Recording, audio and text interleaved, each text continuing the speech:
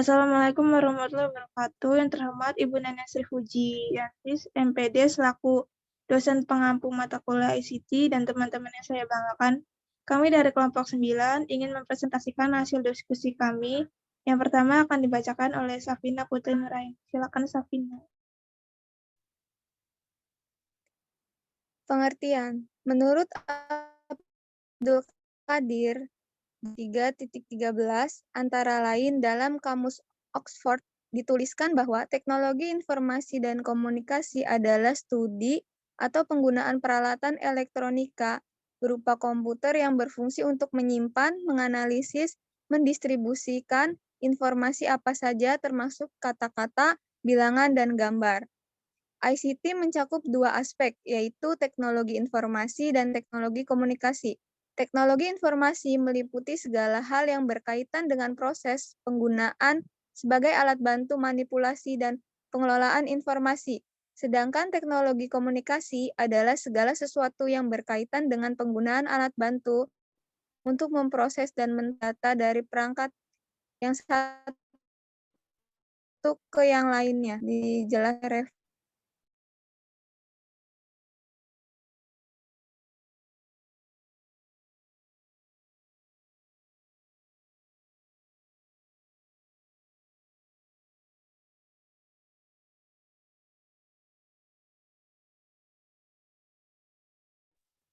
Oke. Terima kasih, Safi. Selanjutnya, prinsip pembelajaran ICT.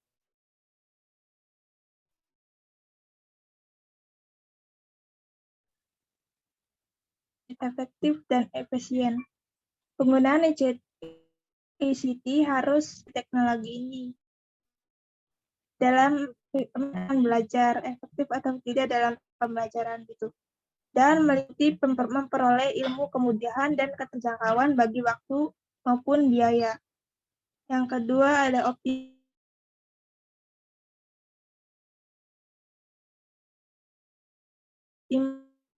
Dengan menggunakan ICT adalah kuasaan cakupan kekinian. Terus yang ketiga adalah akan lebih menarik dan memancing keingin-tahuan yang lebih. Pembelajaran yang tidak menarik dan tidak memancing keingin-tahuan yang lebih akan berjalan bosan dan produktif untuk pembelajaran. Terus yang keempat ada merangsang daya kreativitas berpikir pelajar. Dengan menggunakan ICT tentu saja diharapkan pelajar mampu menumbuhkan kreativitas dengan maksimal gitu. Kayak yang terdapat di dalam diri mereka. Seorang anak yang punya kreativitas tinggi tentunya berbeda dengan pelajar yang punya kreativitas rendah gitu.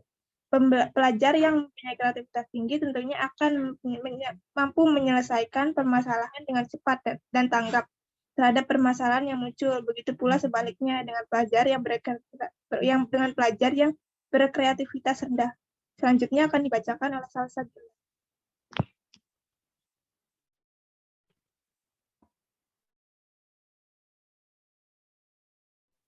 Yang selanjutnya ada aplikasi pembelajaran berbasis ICT. Yang pertama itu pembelajaran berbasis komputer.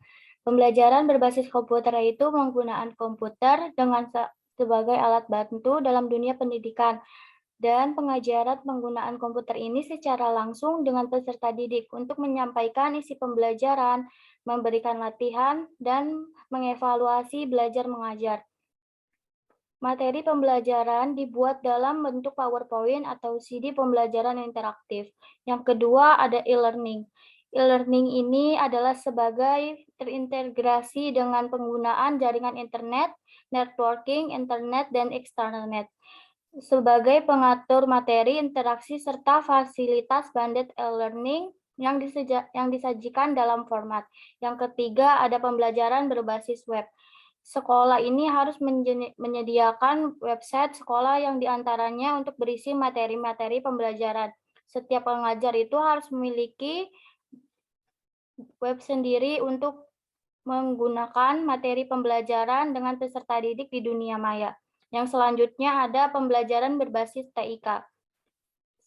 Penilaian dan pembelajaran peserta didik ini dapat memerlukan pengelolaan dan analisis yang berbasis dengan TIK. Lalu dikembangkan penilaian berbasis komputer ini yang biasanya diakses oleh peserta didik yang dalam pengajaran orang tua. Yang terakhir ada peserta perpustakaan online. Sumber-sumber pokok bagi peserta didik adalah buku-buku pelajaran, buku-buku referensi yang lengkap. Buku-buku ini yang biasanya dipajangkan di perpustakaan sekolah.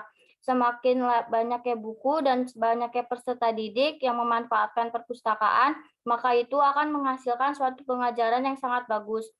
Dampak yang akan diberikan oleh ini adalah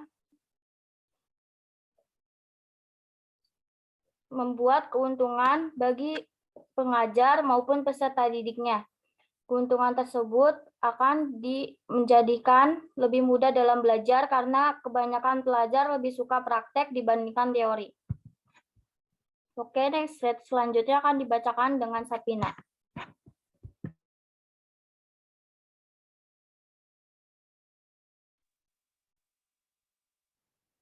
Baik, selanjutnya ada unsur pengembangan ICT. Pengembangan media pembelajaran meliputi perangkat lunak atau software. Contohnya yaitu digunakan untuk membuat tampilan tekstual berupa tulisan maupun gambar. Yang kedua, Microsoft PowerPoint dapat digunakan untuk membuat slide presentasi, mempunyai kemampuan menampilkan teks, suara, animasi video, serta untuk membuat media interaktif dengan fasilitas hyperlink. Yang ketiga, ada Microsoft Excel. Berfungsi untuk pengelola lembar data, dapat digunakan untuk membuat media yang berupa grafik maupun untuk membuat simulasi. Yang kedua, ada perangkat keras atau hardware. Contohnya, input device berfungsi sebagai penginput data ke dalam komputer berupa gambar, teks, maupun file tertentu. Contohnya, keyboard, mouse, gamepad, mikrofon, joystick, scanner digital, kamera, dan lainnya. Yang kedua, ada output device.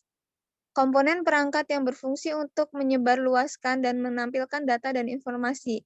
Contohnya, proyektor, LCD, monitor, printer, dan komputer display. Yang tiga, ada prosesor. Berfungsi untuk memproses atau memanipulasi data mentah dan mengubahnya menjadi informasi. Contohnya CPU, prosesor, VGA card, LAN card, COMUS.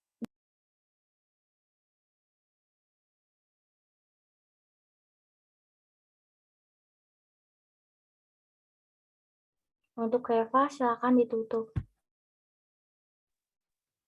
Baik, sekian presentasi dari kelompok 9.